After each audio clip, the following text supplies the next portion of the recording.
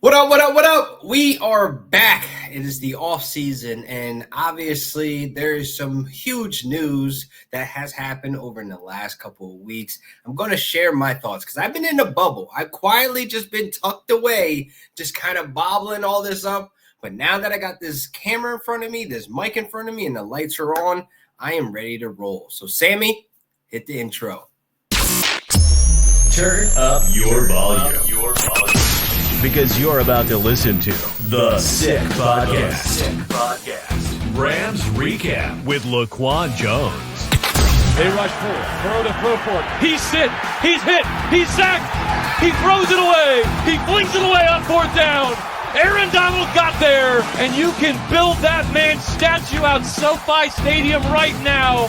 The greatest of all time on defense.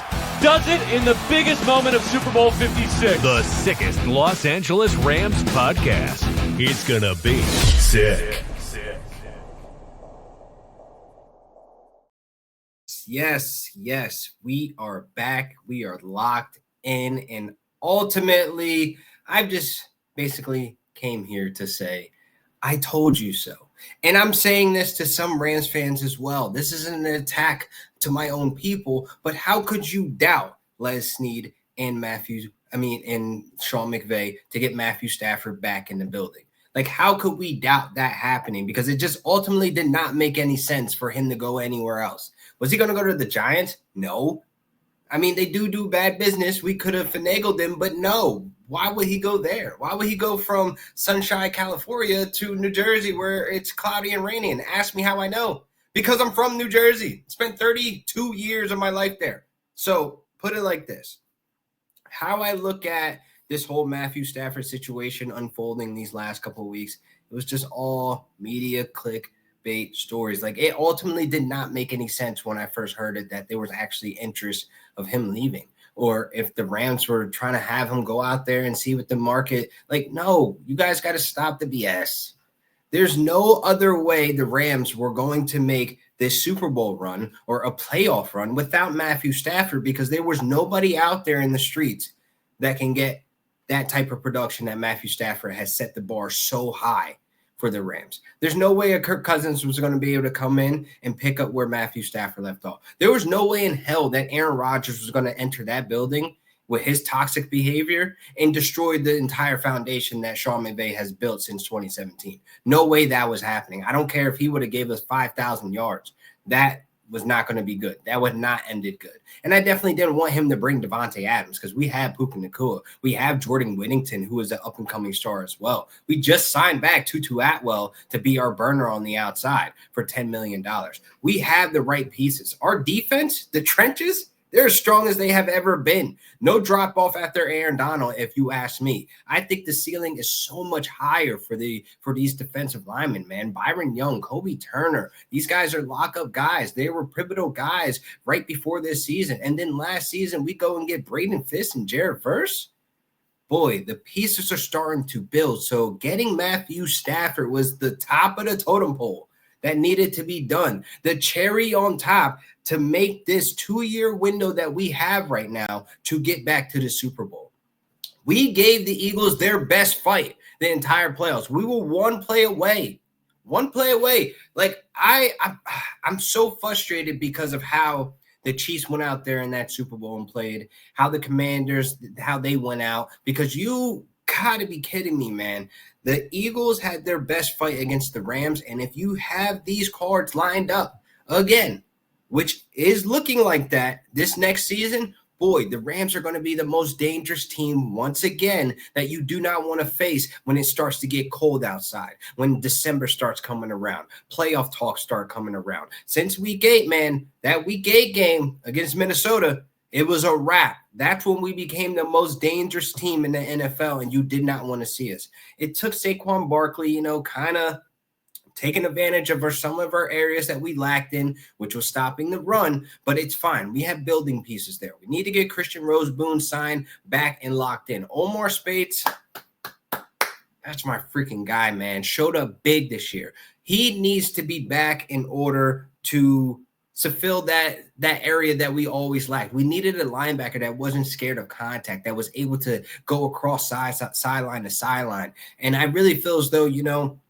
Troy Reader, he's been a Ram for a very long time. Shout out to you, man. Great services. Heal up, get better, rehab. But Omar Speights, man, he just feels like a natural fit for where he was in that defense and making the plays he was. Crucial fourth down stops. Crucial stopping some of these runs going up to ended up like a Saquon Barkley, other than, stopping that one. But I definitely feel there's just pieces in order for us for this 2-year window for us to get back to the Super Bowl. Now the draft is coming up. This is where things start to get a little bit foggy because I don't know what we're actually going to do and what we need to do. For fantasy, if I put my fantasy hat on, I want us to take Matthew Golden to have the most electric offense with Puka Nacua, with Matthew Golden lighting it up. He's a wide receiver too that has that wide receiver one upside. He is such a great route runner. He is sneaky good to get behind defenders and create after the catch. And that, listen, a 4.3, this guy killed the combine. I'm sorry, a 4.29. Excuse me, a 4.29 Matthew Golden ran. And I definitely feel as though having that combination on offense would make that window a lot more bigger because Matthew Stafford might be sticking around longer than the 2-year window that we have right now with him. Because listen, if we don't get the right pieces in this draft, this is probably the most important draft that I feel like because we need a tackle. Rob Havenstein, he's up there in age. He's one of our OGs, man. And look, people were whispering that he could be a cap casualty this year, but no, he's one of the pieces that we need in order to toss or pass the torch to the guy that we draft this season. So I really feel as though we need a tackle, so we might go early there. I definitely think, without that second round pick, it kind of puts us in a hole of not being able to get a quarterback in this draft, which is fine because I feel like this isn't really a strong quarterback draft class to be going all out trying to chase this second round pick to get like a Jackson Dart who may be actually moving up into the first round, which I don't know. Some teams might, take them a little early, but I really feel as though, after Cam Ward and Shedeur Sanders, there's a huge gap, when it comes to this quarterback class. So I'm not quite sure what we do on draft day, but not having that second, it does really kind of like puts us in back where we actually need to be with a quarterback to develop because we have yet to see Sean McVay and Les Snead develop a backup quarterback. I mean, it's been some time since the Rams actually had I would say solid backup quarterback that we could lean on and not be too worried. I mean, the closest we had to Jared Goff was Sean Mannion. And it kind of didn't work out there either. Like I wasn't comfortable with him taking the keys. Like preseason, he didn't really stand out, but that's all thinking in the past. But we need some type of quarterback as a backup because it ain't Jimmy G. I refuse to say Jimmy Garoppolo is a solid backup for the LA Rams. I refuse to say that. He's an op. So I could talk bad about him. He's from the 49ers. Like I could talk bad about him all I want. He's not one of ours. He's the outsider. He's just there because we're paying for his services that I hope we never get to actually have to see longer than one game, and it'd be week 18 when Stafford's sitting down for the playoffs. That's the only time I want to see Jimmy G again if he does return back.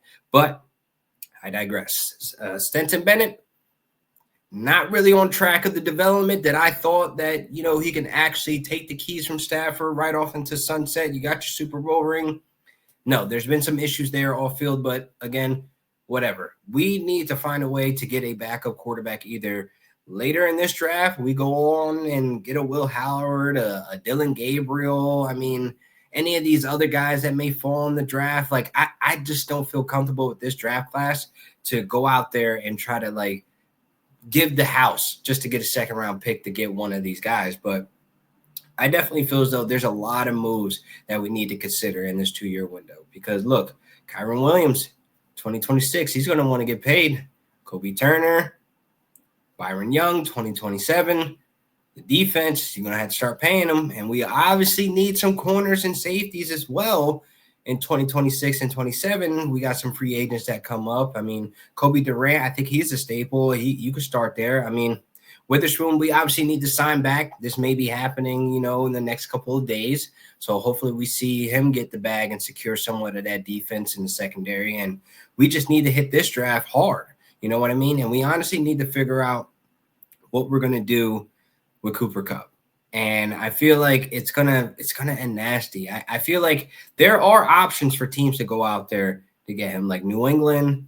I was trying to peg the Bears, because Keenan Allen might hit the market, but Cooper Kupp with Ben Johnson in Chicago, that can work. You get that leadership. You get a guy that's still hungry to produce. And I think, having Cooper Kupp as a guy in your offense with DJ Moore, and I really feel as though like having Rome Odunze in that mix as well, that could be a dangerous offense as much as we thought it would be dangerous last year, with Keenan Allen in that role. But I think now with the creative mind of Ben Johnson, Cooper Kupp to the Bears probably wouldn't be a bad idea. I mean, obviously the deal would have to be solid. We just did business with them with our offensive lineman, Jonah Jackson. So why not? Let's just keep doing business. Let's help you build what you're trying to build over there, Ben Johnson. Pick up the phone.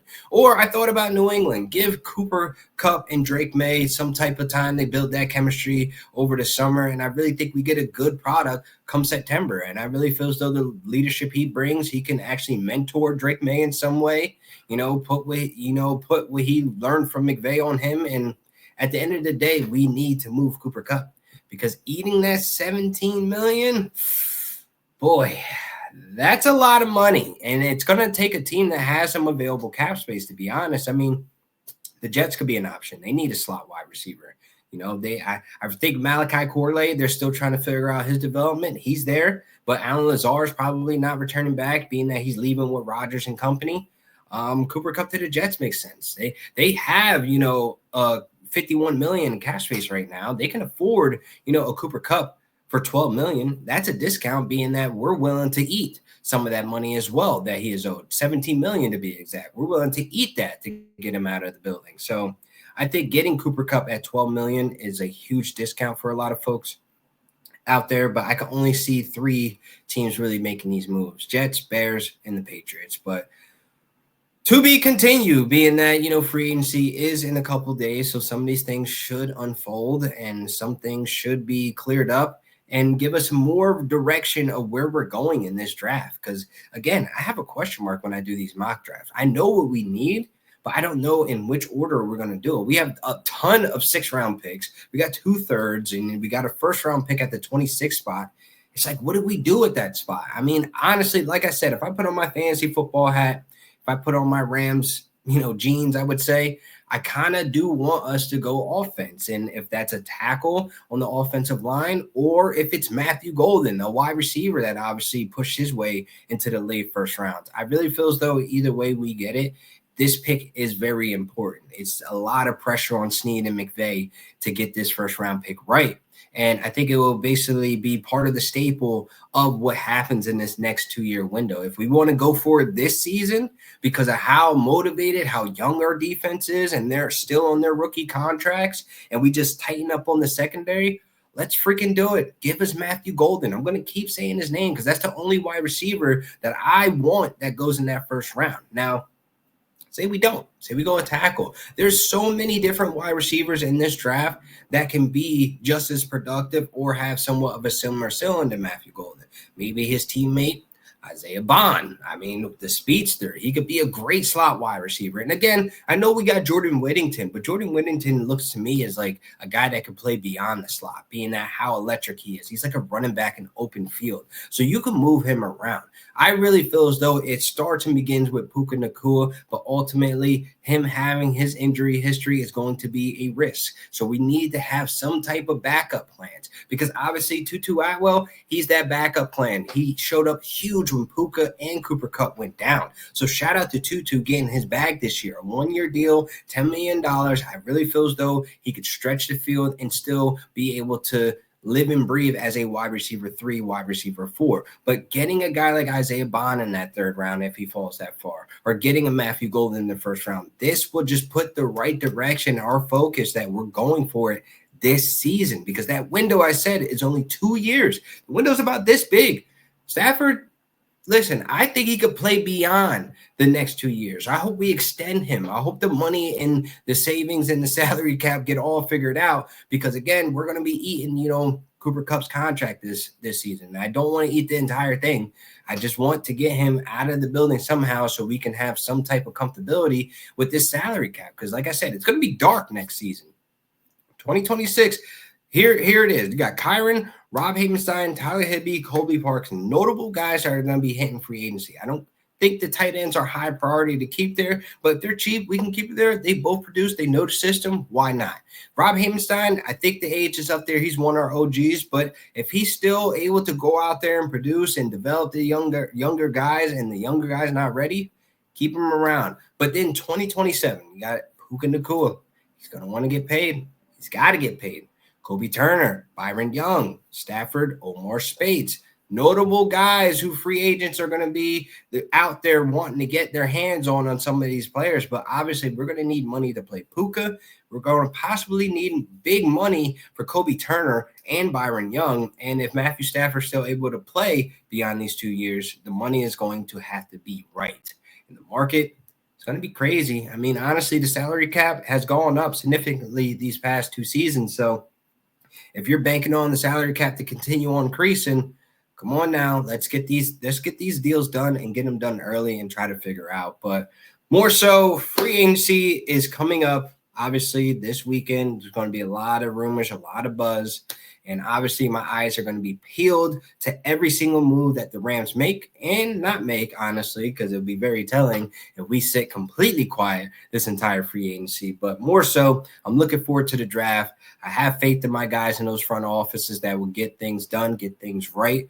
And I'm looking forward to another Rams season, man. I'm ready to go, man. I'm ready to cover the draft. I'm ready to break down all the players that we get after, draft days. And I really feel as though, man, this is going to be a great season for Rams fans. It's going to be a great season for Puka Nacua, man. Triple Crown. I'm going to put my prediction out there for all you fantasy folks. He is the 101 in my book and in my rankings, the number 1 wide receiver off draft boards come this summer for redraft leagues. So it's been great. Feels good to be back, get back in rhythm and talk some Rams and update everybody on the latest news and what's going on, give them my thoughts and opinions. But make sure you guys like and subscribe. Tap into the comments, man. I see them all. I read them all on TikTok. I see you guys on TikTok. I read them all, man. But I definitely want to see you guys jump in the comments, show some love. And I'll be back next week for another great episode of the Rams Recap.